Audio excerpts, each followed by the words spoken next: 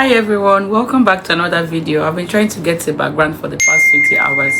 Anyway, let's get right into this video. If you're joining me for the first time, hi, my name is Marian and I'm a Nigerian living in Japan for the past few years. And on this video, I'll be talking about things I think you should look out for if you're planning to come here for studies. So I get a lot of questions about how is life in Japan and so on. And someone sent me some questions, about 12 questions to answer, and for students that would like to come to this country to study, especially in this 2026. If you think that is something you are interested in, I would advise you to stick to this video to the end. The first question is, what is something about studying in Japan you wish someone told you about? The one thing I wish I knew before coming to this country is knowing the basics, the basic language. I never knew about the importance of the language until I came here. Even though my courses was taught in English and knowing the language wasn't a necessity, but I think it created a fence between me and the locals and not being able to communicate. The second question here says, are you studying in Japan through scholarship? If so, how did you go about it? No, I'm not. I never studied in Japan as a scholarship student. I came here as a self-funding student and I paid my fees myself. So yeah, I never came as a scholarship student, so I may not have much to offer when it comes to scholarship. The next question says, what course are you studying and what university are you at? I've actually graduated and I studied global environmental studies. In Japan, they have so many schools that teaches in English and programs that are in English. So my courses was in English and I studied at Sophia University. So I also made a video about some universities you should check out that teaches in English. The next question says, are students allowed to work? Yes, students are allowed to work for at least 20 hours during school hours or school sections and 28 hours during the school holidays. Students can actually do a part-time job to support themselves. However, if you're a scholarship student, they are being advised not to work because they get a stipend from the government. So yeah. The next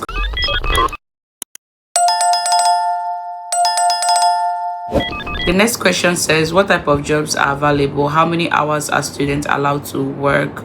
Plus, what is the pay range of the job? Students are allowed to work for 20 hours to 28 hours. I've already said that. And what kind of job? It depends. So if you don't know how to speak the language, the part-time job you can easily get is either teaching job, part-time, or factory job. So, and the pay ranges from 1,100 to 2,500 yen. So if you're working at the factory in Tokyo, to be precise, you can really earn from 1,001 to 1,800 or 1,300. Let me not exaggerate. But if you're doing a teaching job, you can earn at least 1,500 yen to 2,500 yen as an English teacher in Japan part-time. The next question says, do you have to learn Japanese as a student? It depends. If you're coming as a language student, it's advisable for you to know at least the basic, which is the N5. The N5 is the lowest level. You're advised to know the basic, which is the N5. But if you're coming as a graduate student or as an undergraduate student, it may not be necessary, especially if your courses are not in English.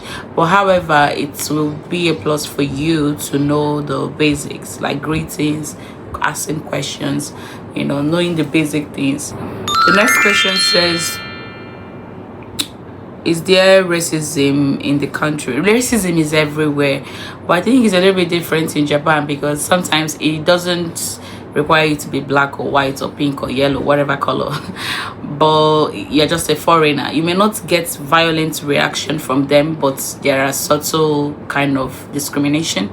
So yeah, again, racism is everywhere, but in Japan it's kind of overlooked and not taken into consideration most times because it has nothing to do with your complexion. Sometimes it does, but most times it doesn't. So yeah, you have to look at. But when it comes to stay, they stay a lot. So if you don't like being stared at, then don't come to Japan. They're gonna stare at you. But if that is not why you're here, the reason why you're here, you just focus on the reason why you're here. The next question says, How expensive is daily life realistically? I love the word realistically because sometimes some of the creators try to like make it sound sweet so that you're gonna get interested. It depends on the city you're gonna be at. If you're at the countryside, which is the rural area, it's very very affordable, and if you're at the city side, it's quite expensive. You know, when I was at the, not just, it's not rural area, like Chiba city. Chiba is very close to Tokyo. My rent then was 45,000 yen, and when I moved to Tokyo, my rent, my utilities is clocking almost 80 to 100,000 yen. So it depends on the place, the city you are at, the place you're at, you know. And then the groceries, it's quite affordable. Depends on how much you earn, depends on your wages. So it depends on you and how you spend your money, you know. But the salaries here, you can't use the salaries here to compare to other developed countries. That I must say for sure. The salaries here is quite low compared to other developed countries. But if your salary, you are okay with your salary, you're gonna be okay, definitely. The next question here says, what takes the most money monthly? Rents, food, transport. Transportation are being reimbursed. Most of the companies reimburse transportation at the end of the month. You know, being part-time or full-time, they do reimburse your transportation fare. So that's aside. Then rent, like I said earlier, it depends where you are at. It depends if you're at the city or at the countryside. However, in any city that you are, it also goes down to your wage. If you can earn very good, you can also be able to foot your bills. So the bills depends on the utilities or the rent or the food, how you eat, the rent, the city you are at, and then the utilities depends on the usage. It depends on how you use your light, your water, your electricity. So it depends again. Then comes to the next question says, what is the hardest part of living in Japan for you?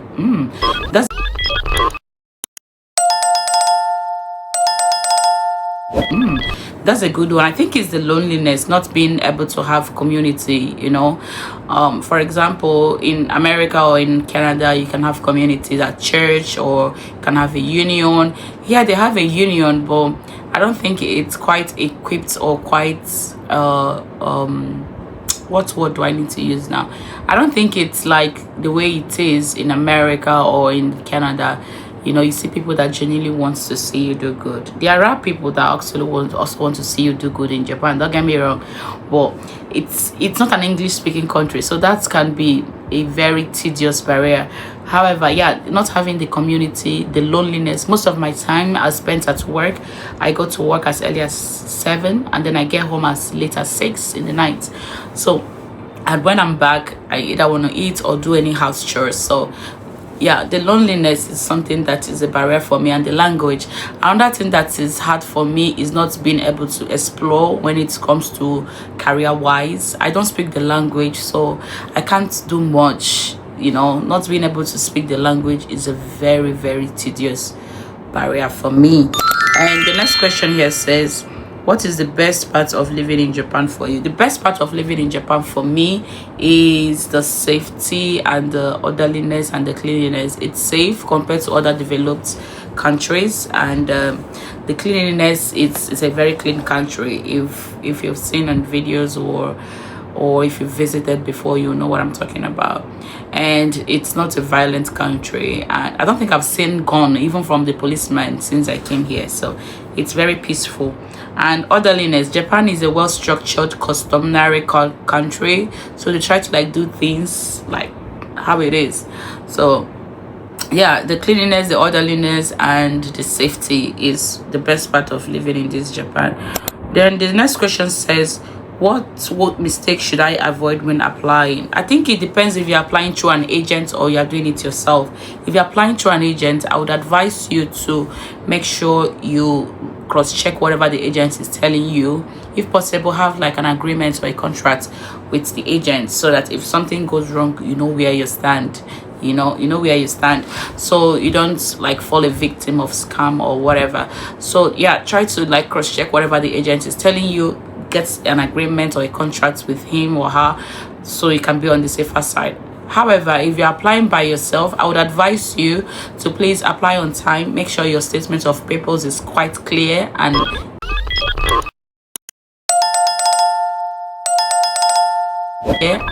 easy to understand. And if you have any question or anything that you don't get about the application process, go to that particular school you are interested in.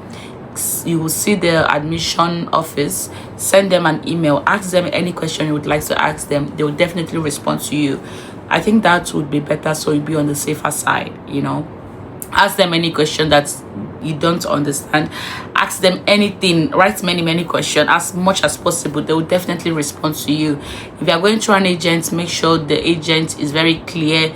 Don't let anyone tell you pay me 100 million and then when you get your visa you pay me 200 million. No, let everything be very clear. This is application fee, this is how much I'm gonna charge you, this is how you're gonna make your payment. If you don't get your visa, then this is how much I'm gonna refund you, and this is how much the school is gonna deduct. So make sure it's very clear and transparent as possible. If you're applying by yourself and you get confused with the application process, kindly reach out to the admission office. They're gonna respond to you and they're gonna answer any question that you may have. So yeah, I think that's all about the 12 questions. If you have any question that you'd like to know or something you think I didn't talk about in this video, kindly leave a comment below and I'll definitely answer you. That being said, that's the end of this video. Thank you so much for watching and see you on the next video. Bye.